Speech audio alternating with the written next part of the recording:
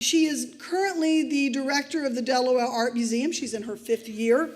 Like me, she came to the Art Museum director business after a lifetime of serving in museums. And I think people who become directors after long tenures in the field really have a very distinct perspective. And I believe that about her.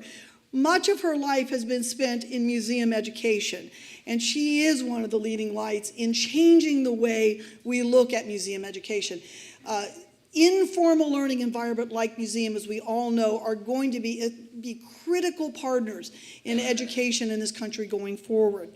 For much of her life, she spent at the Philadelphia Museum of Art. She was curator of education from 1986 to 1997. Okay, we're going to reveal our age at this point now, right, Danielle?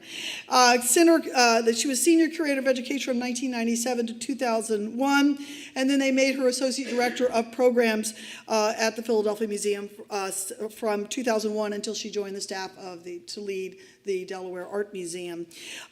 She has as I said, over 25 years experience in designing and implementing innovative programs to communicate art to the public, working with diverse community members, and through community partnerships, all things that we value deeply in Columbus. She also shares with us a great commitment to making museums more accessible, visitor-friendly, and community-minded. It is my great honor to introduce her today.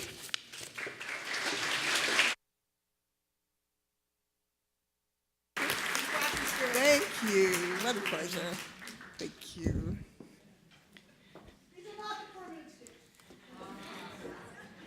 Somebody figured out everything upstairs, they banged them together at the last minute. Okay, now we're switching from the podium mic to the lavalier mic, and I'm on, right? I have stepped away from the podium, and you can hear me. Do we love technology? Yes. Well, thank you, Nanette, for that wonderful introduction. I'm just thrilled to be here with you today. I keep telling everybody how impressed I am with the whole state of Ohio. I got my start in the museum business in Ohio at the Toledo Museum of Art. And it is those experiences which have still, which have really impacted the way that I think about art museums and I think about docents. And I'm just so impressed with what you all have done here in Columbus, and I can't wait to see what else happens. Now, because this is a creativity summit, I've titled my talk, Looking at Art as a Creative Act. Probably I should have titled it a little bit differently, because just looking is not where the creativity comes in. What I want to talk to you about today as docents, of course, is how you as docents can be very creative in the way that you make those connections between people looking at art and the kind of information and ideas that you can help them with as they bridge that gap. I learned very early on, in fact, in Toledo, I came to the Toledo Museum of Art straight after graduating from college. I had a degree in art history. I thought I was pretty cocky, as college graduates usually are. And what we did in Toledo was we were basically the docents. Along with the docents, the group of us interns was responsible for teaching 2 to 3 classes a day and all the Saturday programs. So we did a lot of teaching, a lot of working with kids. Toledo had an amazing program where every kid in the public school system came to the museum twice a year during their entire lifespan in the public school system. So we had a lot of school kids coming in. And before my very first talk, I broke out in hives from head to toe. I was so self-assured, and yet I spent the evening before my first talk in the bathtub trying to stop itching.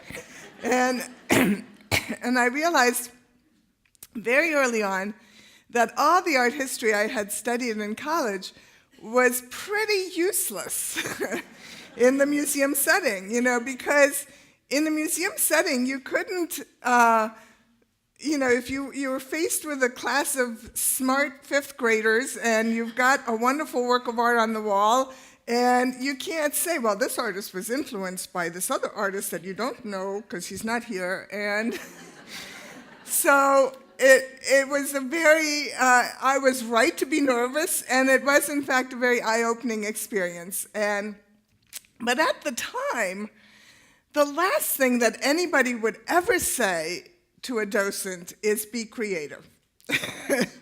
I think some of you may have, how many of you have been docents for more than 15 years? Look at this, isn't this awesome? And I'm pretty sure that docent training in the early days was very well intentioned, as it always is, but it pretty much told you to stick to the facts. Telling a docent to be creative was inviting danger. It was actually being, because you don't want a docent to make stuff up when they're in front of you. So, I'm going to tell you today, be creative, but don't make stuff up. So, without going too much into the complex debates around creativity, I want to argue that the kind of creativity engendered by well-mediated looking, which is what your job is, you are the mediator, you are the person that makes that connection between the object and the visitor. And the process of making that connection between the object and the visitor is a very complex process, as I will tell you. Now, I'm probably not going to tell you anything you don't already know, but I'm just putting it in the framework that what you do is actually a very creative activity. Now, one of the things that we know about looking in today's day and age is that the reason that people need mediation when they come into the museum is that they're not used to using their eyes in a contemplative fashion. They are used to using their vision in a functional way. You see a stop sign, even if it's in a foreign language, you know what to do. It's not complicated. You stop. You don't look at a stop sign and say, what an interesting color red.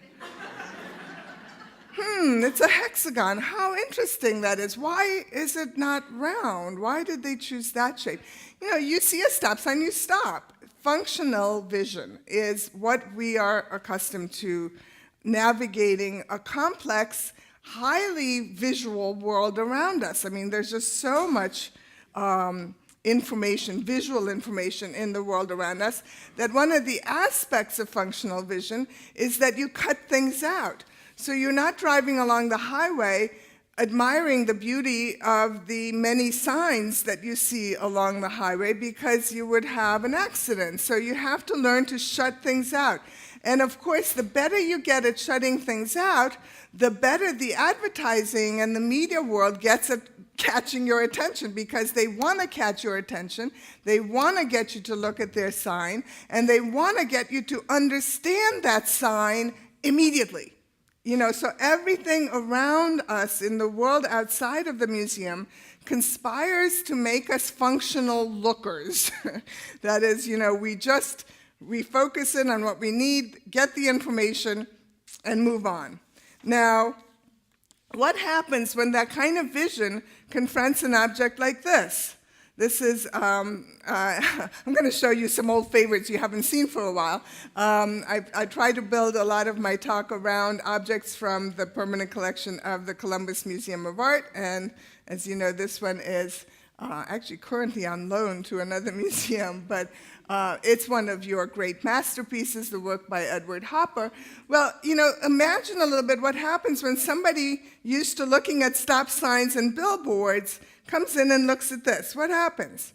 The expectation that they can get an instant meaning out of this is immediately frustrated. So the next thing they do is they look at the label, or they expect the docent to tell them, what's this all about? You, of course, know that you can't tell them everything that it's all about. It's what makes it a great work of art. It has lots and lots of different meanings. And in fact, that's the big difference between the signs out there in the world outside of the museum and the works of art inside the museum. It's what an anthropologist that I very much admired named Edward T. Hall called the difference between high context communication and low context communication. And what he meant by this was,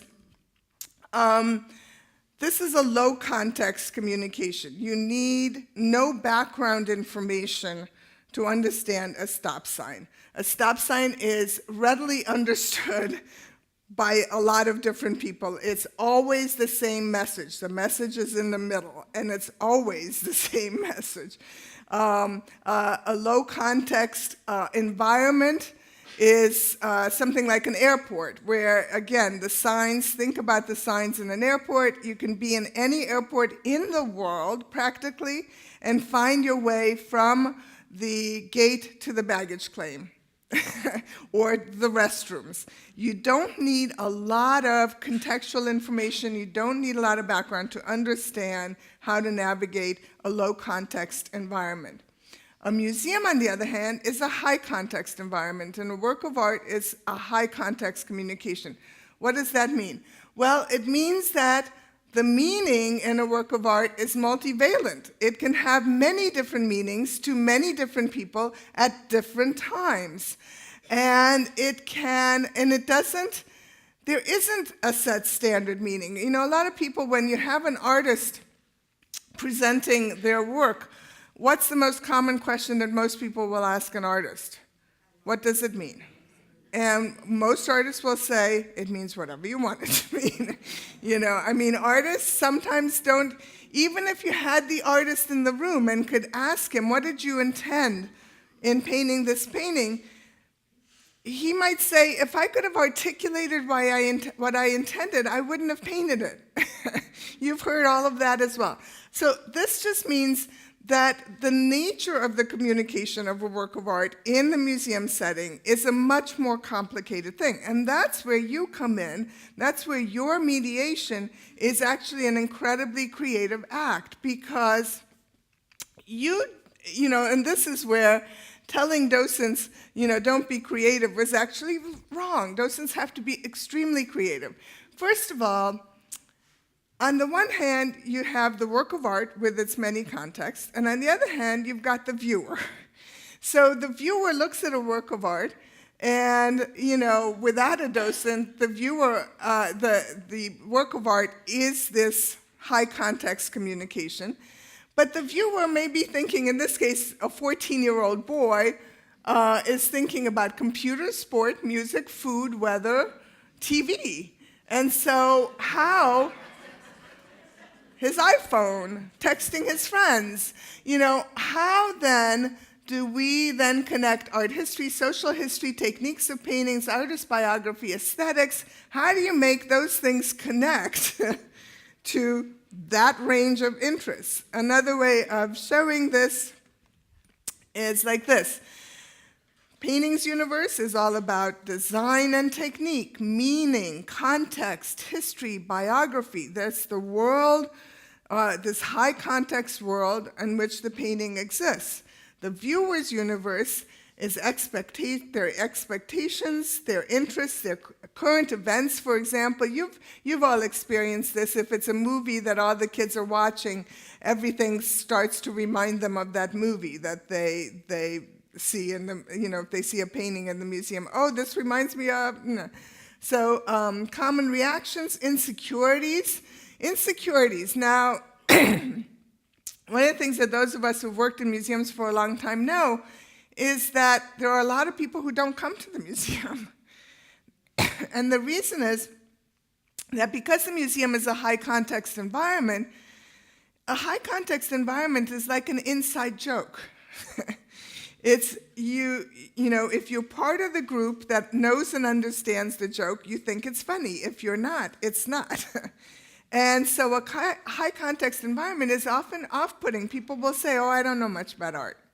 Now, you know, this museum, more than any other that I've seen, has gone a long way to inviting people in. I love the museum's tagline, art speaks, join the conversation. I love the very legitimate and thoughtful ways in which they think of connecting people to art, but you will still have people in Columbus tell you, I don't go there, I don't know much about art. So it's a very strong resistance that comes out of this built-in insecurity that the museum is for somebody else, it's not for me. And in fact, because the works of art really don't meet the same expectation that you bring in when you're bringing in your functional vision, your way of using vision to navigate the world. In fact, a lot of times people do have that initial, I don't know, what do I do with this? Well, where does docent creativity comes in? The docent is right here. The docent is in the middle, right? You're the one who has to figure out how to connect the painting's universe to the viewer's universe. In order to do that, you have to make very careful and very fast choices. You have to be very quick and nimble on your feet. You have to really have enough knowledge of the painting's universe to be very secure in the kinds of information that you have. You can't make stuff up. But you have to know certain things about that painting's universe so that you can select from that universe. You've only got a very brief moment in time, an encounter with your visitor, and you have to figure out your visitor and figure out which of these things in the viewer's universe is going to really make that connection, and you have to pick from the painting's universe and make that connection. It's like, joining two wires to make a spark, right? It's not that easy, right? And you've been on tours where everything you throw out is the wrong thing. Or where viewers, you ask people, so what's going on in this painting? And somebody raises their hand and says, my grandmother's cat died.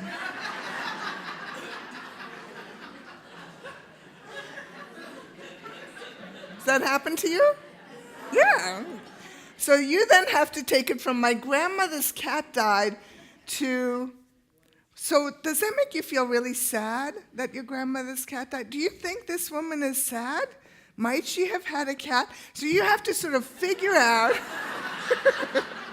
thank you, how the whole circle works. That's pretty creative, don't you think?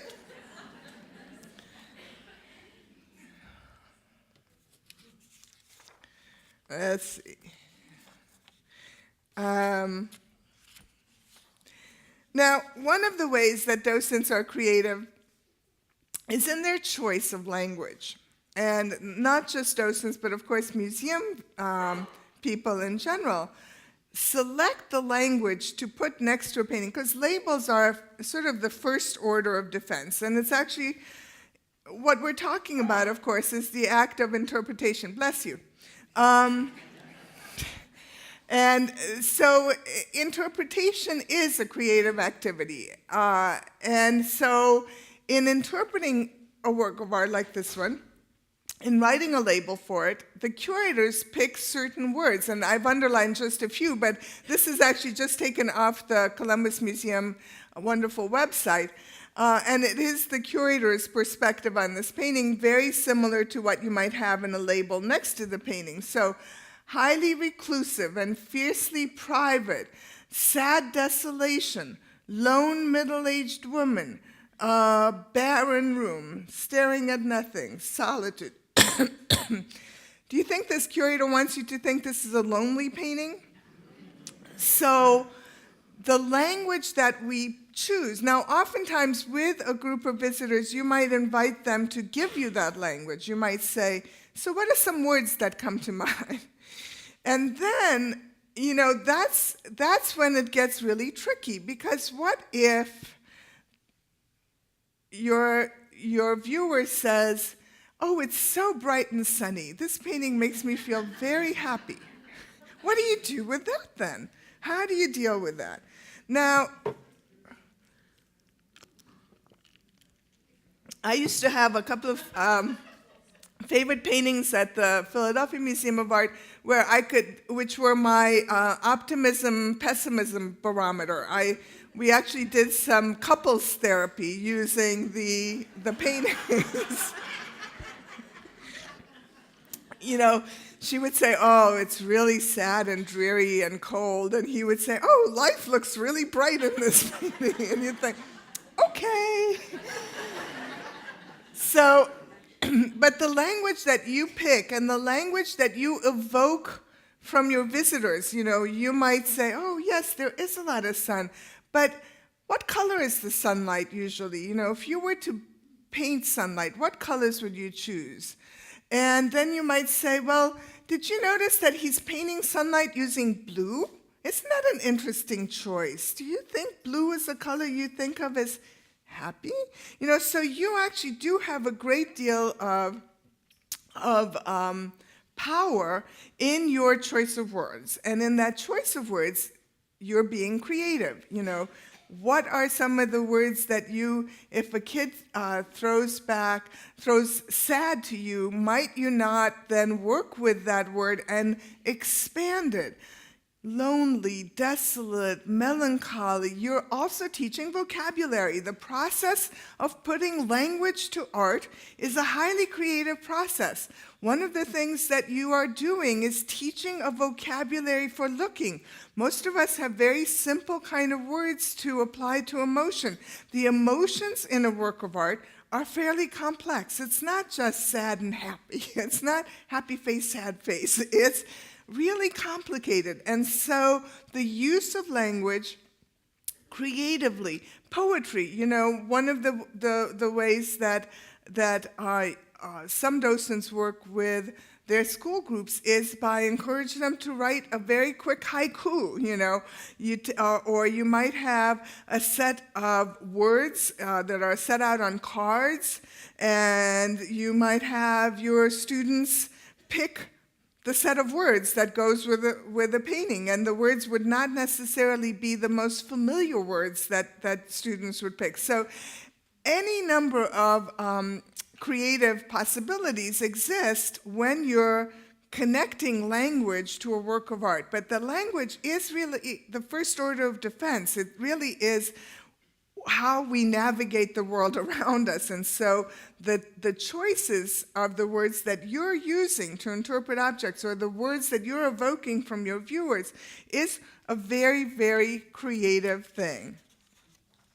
Now, one of the things that I always love to tell docents is you're making very creative connections between objects when you move from one object to the next. If you're designing your tour, one of the basic ways in which you can be creative as a docent is to design your tour so that the transitions between objects are creative, a little surprising sometimes, even if you're doing a fairly standard tour that introduces students to American art or American thinking or whatever the topics are that you're often working within.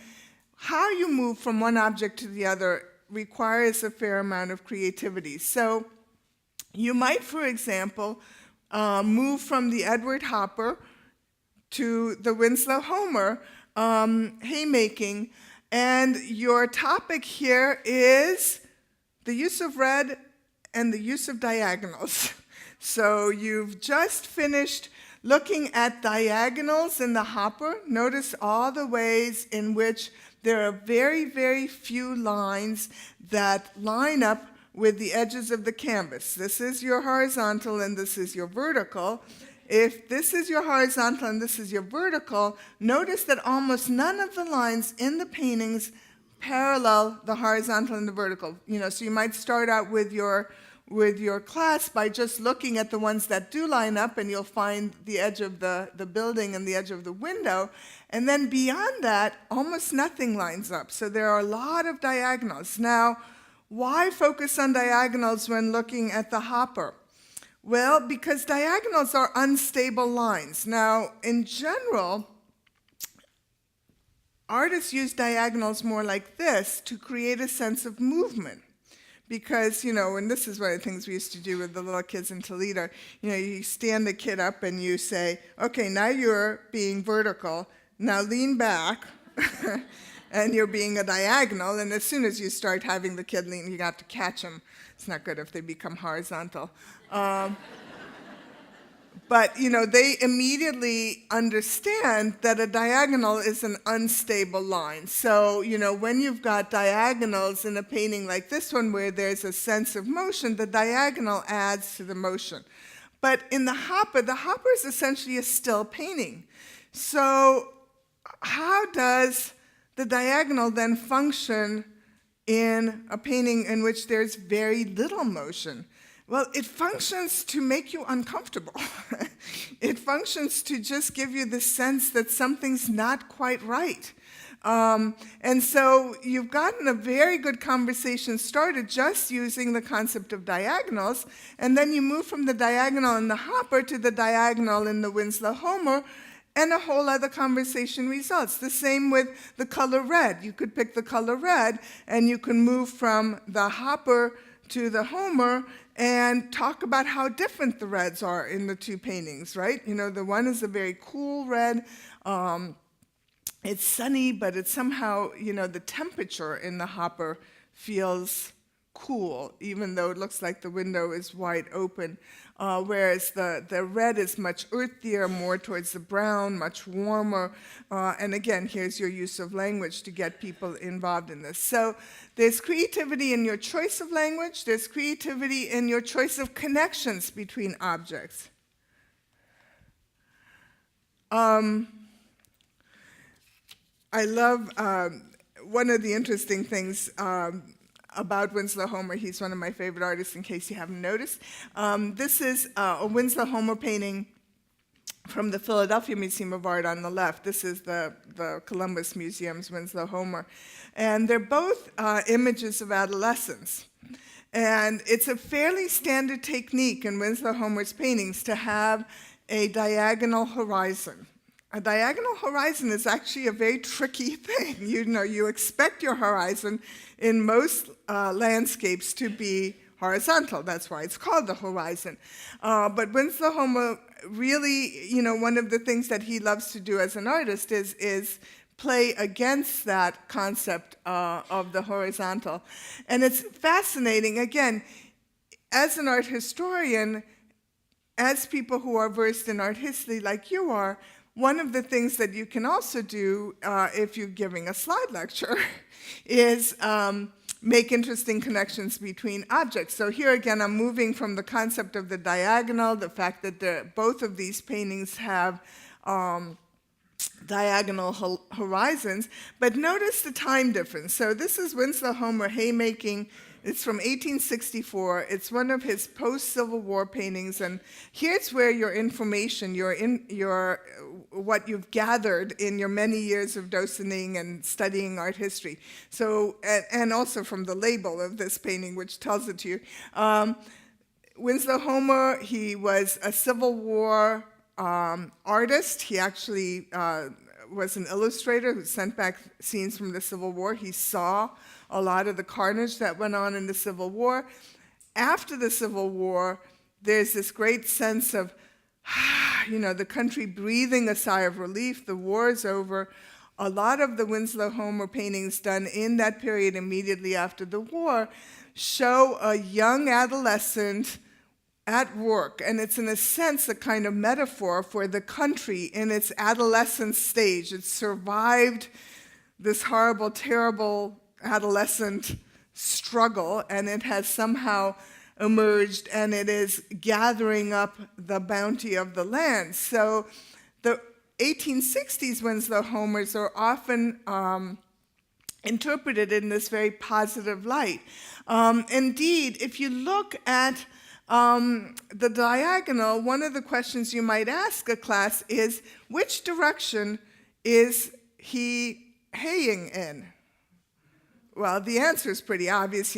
Nobody in their right mind would gather the hay up the hill. You don't gather the leaves up the hill. You hay downhill. And so in fact, this diagonal gives you the sense of which direction he's going in. And the use of this tree here to kind of create a kind of parentheses on that painting, gives you a sense, yes, he's going in this. And so it's all downhill from here might be one of the things you can say about this painting. It's got that quality to it. Now compare it to the one on the left. It's just the opposite, isn't it? And here's Winslow Homer in the 1890s, late in his life, placing an adolescent, because this is also an adolescent, who's just been out hunting, and he's resting on his way home. The dogs are barking. It's a very ambiguous painting because the dogs have the same markings as this stump, and the stump is the only thing in the painting that has that strong sense of vertical. And it's a large stump, right? So what do you notice about that stump?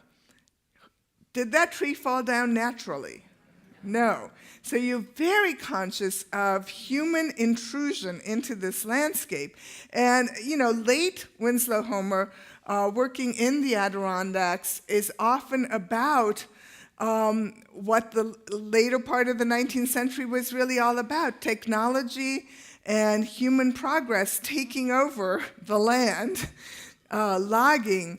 And so this boy, confronting this horizon behind him that goes up, up, up with the clouds gathering behind him, he's facing an uphill battle, right? And so these are the ways in which very simple observations based in the paintings can lead to complex interpretations based on what the context from the painting. Setting out to look at these two paintings, if you know all this stuff, then you know what to listen for when your students are responding to these works of art. You know how to lead them. Creative connections can go a long way. You can make creative connections, excuse me, we talked about creative connections using formal elements like diagonals and color. But ultimately, it's all about making meaning. When I first started teaching in museums at the Toledo Museum of Art in the 1970s, 1973 to be exact, the predominant thinking in museum education was that you didn't really need a whole lot of information about art. And the reason you didn't need a whole lot of information about art is that art was really all about formal elements: color, line, shape, and texture. Have some of you heard this before? Well, color, line, shape, and texture was what was going on very much in the art world and the criticism of abstract expressionism, etc. But in fact, the act of looking at art is always an act of making meaning.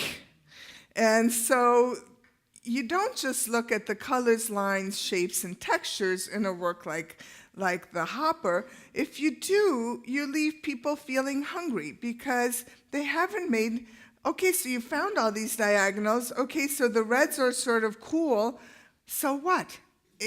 You're not making that connection, you're not helping people make meaning. And so the reason that people told docents not to be creative in the 1970s is because they wanted them to stick to color, line, shape, and texture. In fact, there's actually a movement in museum education and in school education. It's called visual thinking strategies. I don't know, some of you may have heard of visual thinking strategies. It's very anti-information.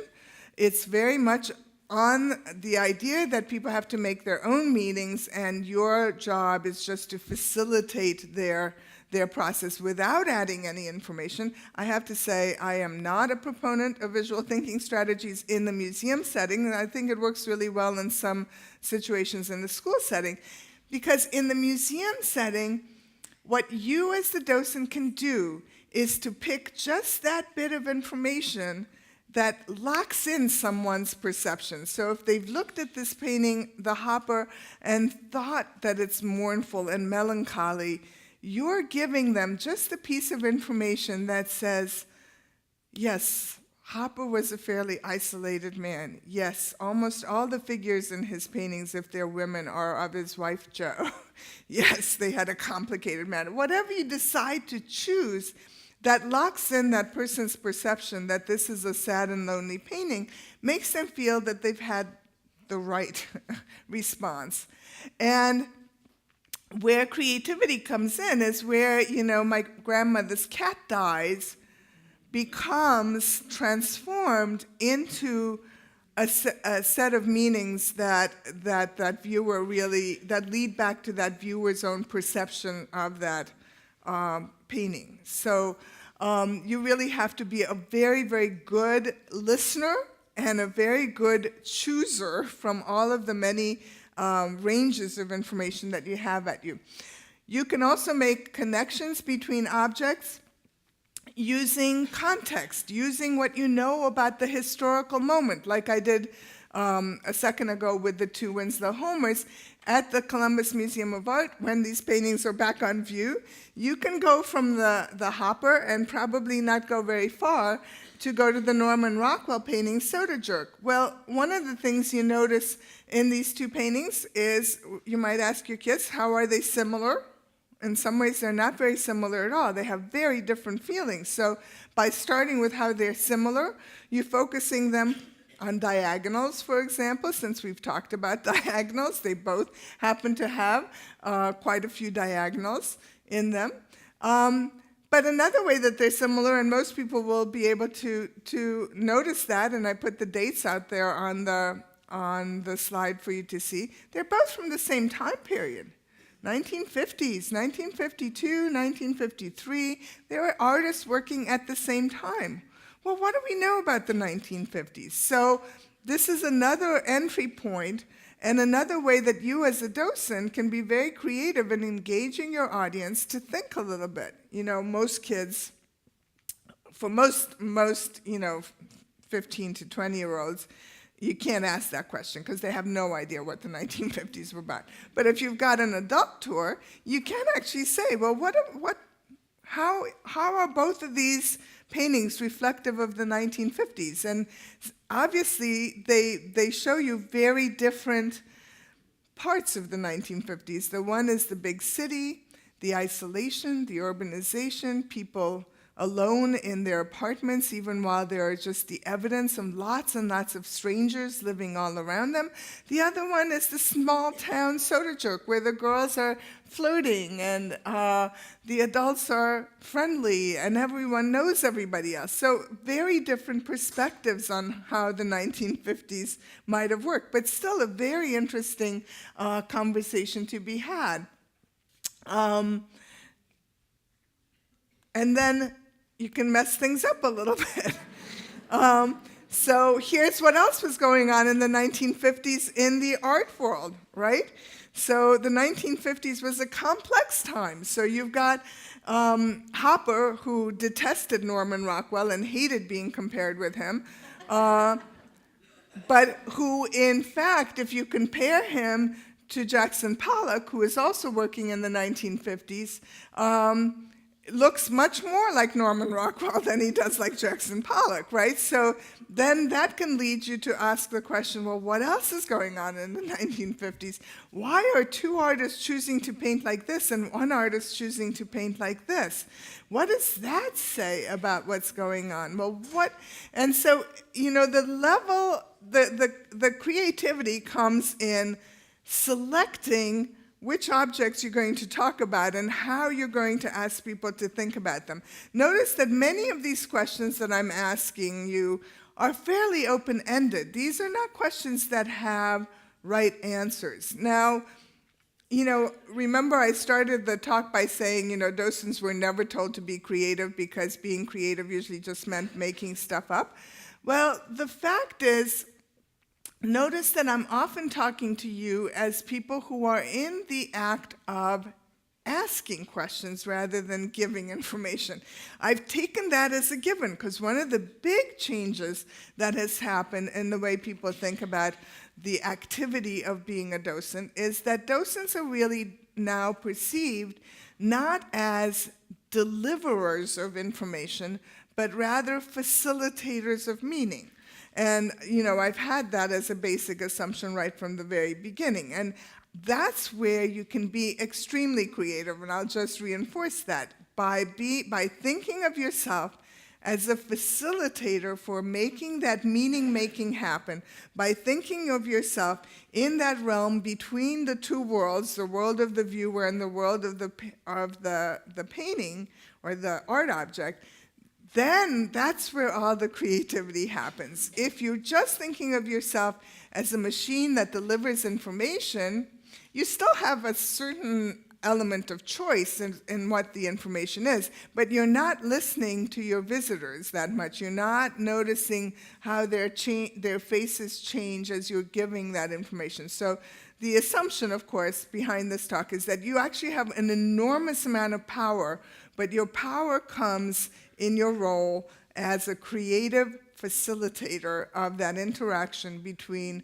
the viewer and the art object. Does that make sense?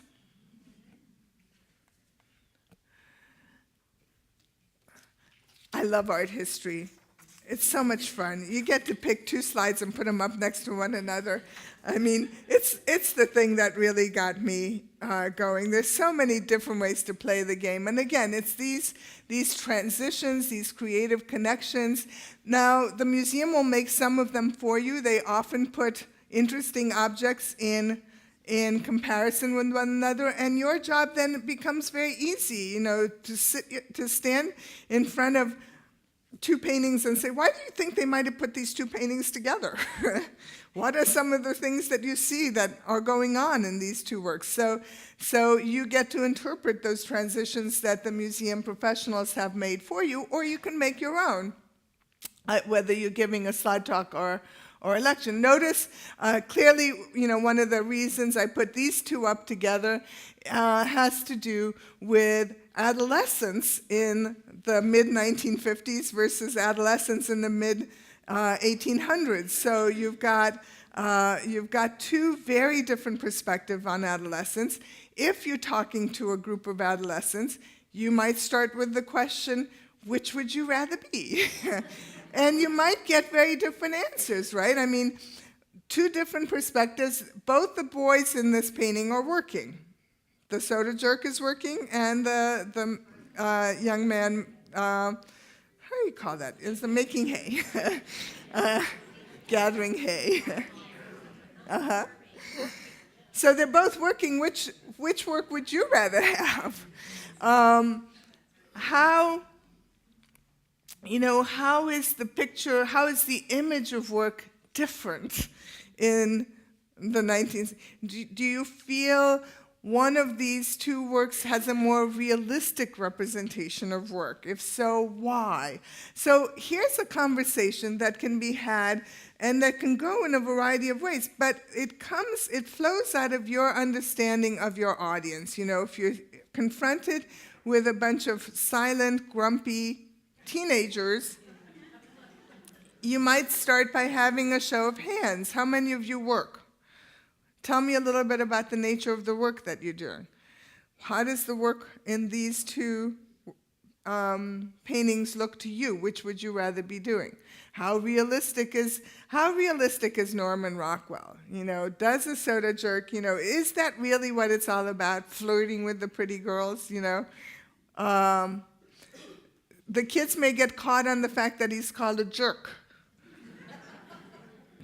And you never know. I mean, it was very interesting. I started, my first job in museum education was as head of education at the Wadsworth Atheneum in Hartford. Have any of you been to Hartford? Have you ever seen? Well, the Wadsworth Atheneum is an amazing museum. And by some fluke of taste and chance, they have an enormous collection of Italian Baroque painting, and they have a very famous work, early work by Caravaggio, very realistic, very dark. Well, that painting is a painting of St. Francis receiving the wounds of Christ, receiving the stigmata, which in standard art historical practice is called the ecstasy of St. Francis. Well, I'm an art historian, so I never questioned that term, and I started getting really oddball reactions from my visitors. Because he doesn't look happy, but we use language very differently, and so I had to get people past the language. Sometimes the language acts as a barrier, and so you have to be very perceptive and very creative to understand when language is doing something really weird to the perception of the painting. It's a very important thing, and it's very tricky, and it's creative. And again, if you want to keep going back to your diagonals, you could still keep talking about diagonals in both of these words. All right, I'm going to wrap things up and give you a chance to ask me a few questions. So, in general, a work of art, as I said, is a high context communication, even if that work of art is a photograph. And photographs are particularly confusing in the museum setting because people use photographs all the time. My daughter has 6,000 photographs on her Facebook site, right? I mean, the kids are photographing all the time. So these are another two wonderful, wonderful images from the collection of the Columbus Museum of Art. On the left, a portrait called The Confused Process of Becoming, a portrait of Roman Johnson by an Ohio artist named Emma Serban Burkhart. And again, I use it because, in fact, he captures his friend in this very contemplative, personal moment. But what's really fun that I learned from the label on this is that on the back of the canvas, Burkhart painted 54 slashes, each one denoting a session when he worked on the painting. So he's recording time as his friend is sitting for this portrait. One of the things that makes us uncomfortable in the museum setting is the fact that these are still images. We're so used to images moving in time. The TV is on, you've got your iPhone, your iPad, everything moves and has sound. And so in the museum setting, this very high context experience requires you to come into contemplative understanding with works of art that are still. And even a work of art like the photograph, The Wonderful Butterfly Boy by Jerome Liebling on the right. Notice I picked two works from a fairly similar time frame. The art historian in me always likes to play around in similar time periods and see how works of art depict a certain time, a moment in time. But the fact is, this is not the kind of photograph that your kid would put up on her Facebook site. This is a very different kind of experience, and the artist has given the photograph an interesting name, and that little boy and his amazing expression, very direct, very open, is frozen in time. So the works of art that you're often in the process of interpreting, you are the one who is adding then temporal dimension. You are the one who is creating time in the work of art by slowing people's gaze down, by making them notice, that this is a caught moment, that one of the things that the photograph does is it stops time. He may be looking very bored, but it took 54 sessions for him sitting like that to get him looking this contemplative. What might he have been thinking? So your creative process is the process of building that temporal quality into the act of looking at a work of art, and you can do it in a variety of ways.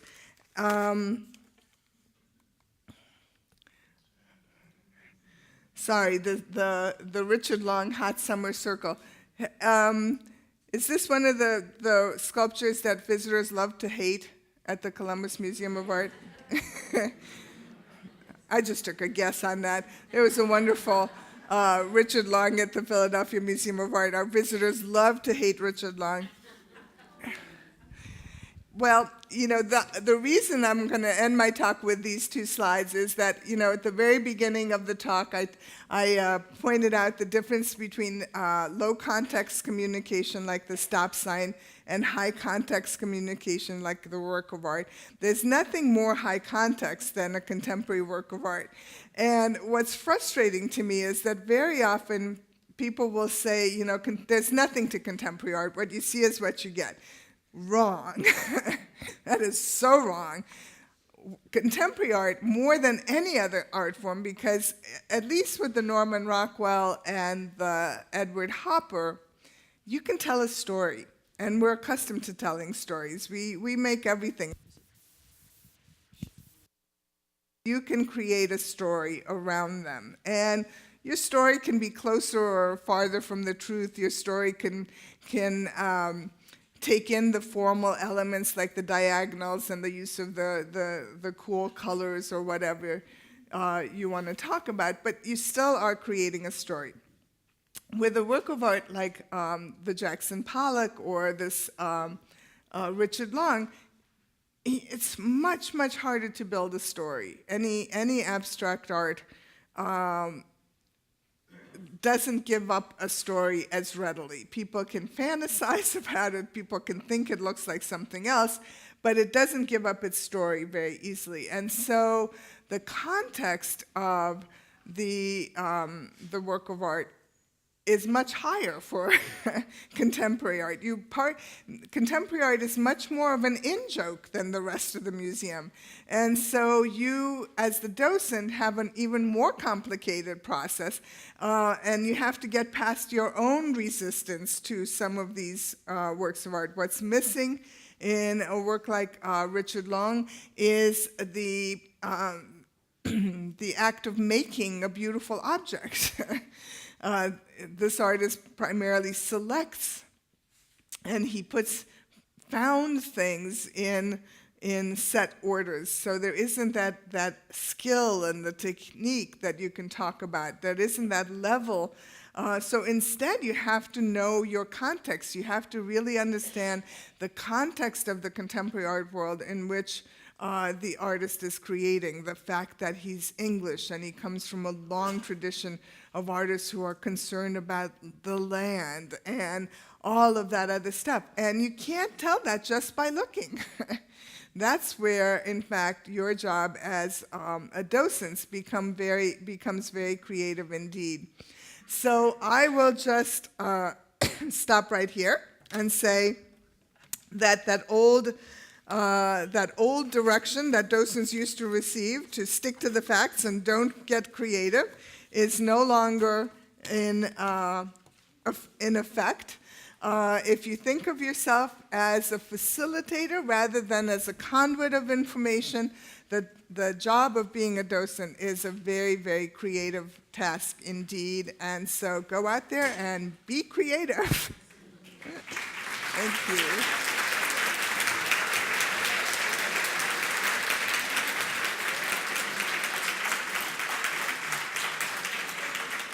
I see there are people poised with microphones, so if you have any questions, raise your hand and somebody will deliver a microphone to you so that everybody can hear you.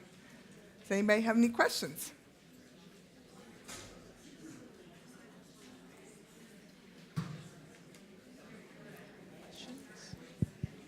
Hello. Docents with no questions? Come on. Okay. It just takes them a while to process. How do you start the conversation for this work of art? Richard Long's, yeah. So the question was, how do you start the conversation for a work of art like Richard Long? And does anybody from Columbus want to answer that? Does anybody who's worked? Oh, I've got somebody in the back. When this was in our museum, I first took a moment and had our fifth graders walk around it very slowly. I wanted them to take in the whole piece as a circle. And after that conversation, we then asked them what came to mind. all sorts of ideas popped out after that, just by taking the time to walk around the piece of art and take in its dimensions and diameter. They came up with campfires. They came up with concentric circles. They came up with a lava pit of a volcano. So many different ideas just from walking around the piece of art. And I've done that with some of our other contemporary pieces of art. We have a head that I hope comes back someday, gigantic head. We ask them to walk around the piece so they really can see every single piece of the art and feel its dimension. That's great. I love that. Just the one thing to remember is, people can tell you exactly what the work of art is about, and they can still really reject it as a work of art.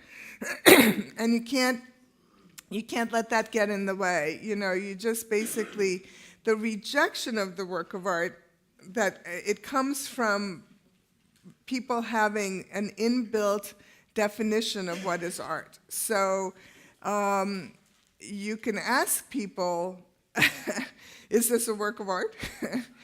And how do you know? So that would be a way of confronting what you as a docent know is the internalized resistance to looking at this work of art.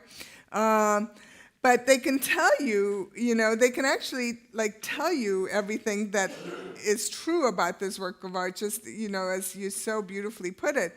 And they can still think that it's not a real work of art, or that the museum got duped into purchasing it, or, all that stuff that does come up. And you as a docent, again, you get to choose your battles. You get to decide, if it's a tour group about, what makes modern art, then you can really start and have a conversation about it. Otherwise, just leave it where it is. People have had their perceptions about this work of art. You can actually, another way to ask the conversation is, how might you look at this differently if it wasn't sitting on the floor of a museum, if you'd encountered it somewhere on a walk?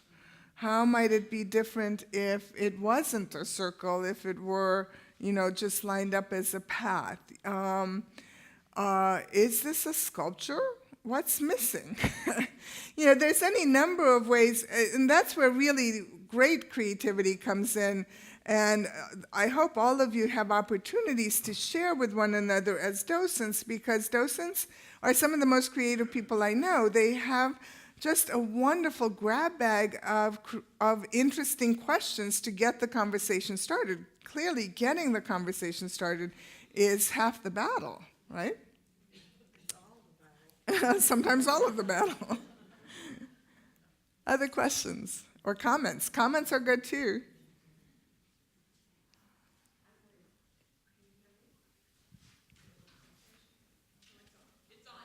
Okay. Now, I really love this piece. The children were so amazing. At one point, we talked about about being a stone and what it feels like to be out in the cold. And do they suffer? And do they love it when the sun comes out and when it rains on them? Just how they have to endure everything, like we do in our own ways, even though we have coats and other ways to protect us. But having some affinity for something that's not really human, I thought was kind of fun. And the other one was, could it talk? What might different stones say? Like the ones on the outside, are they the loudest ones? And the people in the middle are the most quiet? And also, can you run around, do your ABCs and count numbers? And so it's kind of endless, really, I think. So I actually love the piece. Can somebody summarize that for me? I couldn't really hear everything. Can you just go ahead and just do it? You do it. Carol was talking about the idea of personification of the stones, and this idea that the stones taking on this personality. Like if you're outside, what do the stones feel? What would they say to each other? That sort of thing. Thank you very much. That was wonderful. I, on the other hand, had a group of boys that were so vivacious. I wish that I could get their attention, so I said, sit down.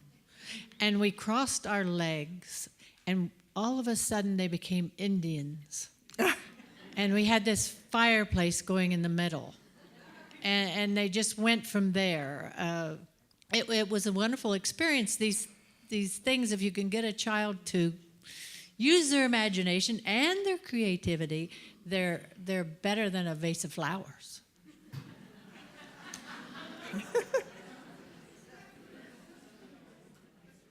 These are wonderful examples of creative docening. I can't hear that. Okay. I immediately thought when I saw this, even though I haven't toured it before, that it kind of reminds me of Stonehenge and how you could make comparisons, and even in the title, whether they're looking at the time of year or as a calendar.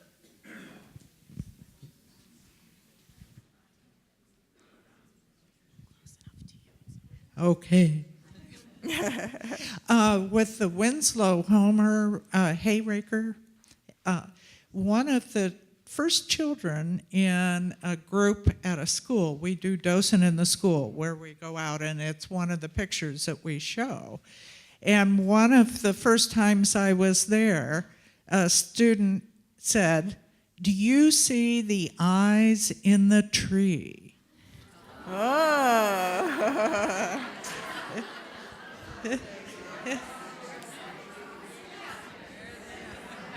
That's right. That's right. So ever since then, if I have that in my docent in the school program, or if it's up and I can tour it, I then ask them, what they can see and whether or not Winslow Homer intended for eyes to be there, and that it doesn't make any difference whether he intended it or not, because we see them. That's just such an interesting comment, and it's very true that kids often will see things and say things that kind of you had never noticed it, and of course, as soon as somebody notices them, then you can't stop staring at them, and it really looks like a kind of menacing. So this, right? It's like a tiger or something. But you know what? This is just, it's so typical of what docents often encounter. They really are, you actually have so many more opportunities than an art historian or a curator sitting in their office. They would never think of this.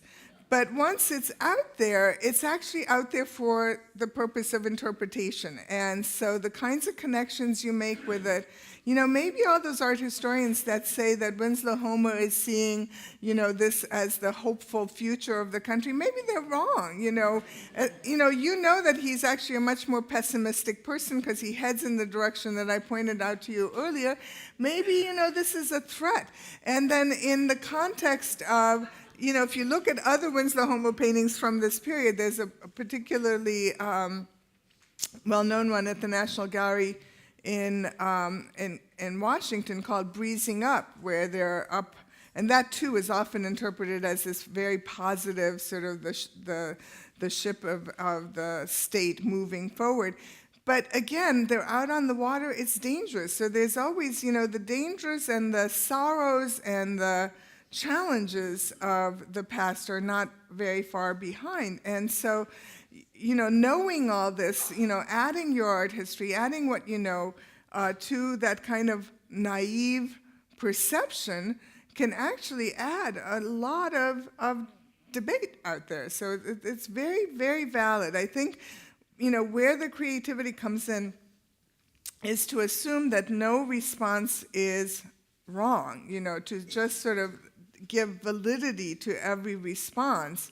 Now, they're not all correct, but you have to sort of treat them seriously, and you have to try to figure out what it is that viewer is seeing and what is making them react in that way. Danielle, I want to actually say I'm glad you brought that up, because one thing we do at the Columbus Museum of Art is ask the students to prove those interpretations. And sometimes they do a phenomenal job of proving an interpretation that I'd never seen before or experienced. So I think you're really touching on something there. Yeah. Here comes. Here's your microphone. All of the suggestions and all the discussions have revolved around students. I want to take it to the other end of the spectrum of potential museum visitors, and that's seniors. And the best one to do it with would have been the Jackson Pollock. Mm-hmm. Oh my God, is that art? And my little 5-year-old, whatever, could do better. They come in with many more preconceptions. So using the same creative approach, let's look at the Pollock. Would you do it for us, please, to start us out? Yeah, great.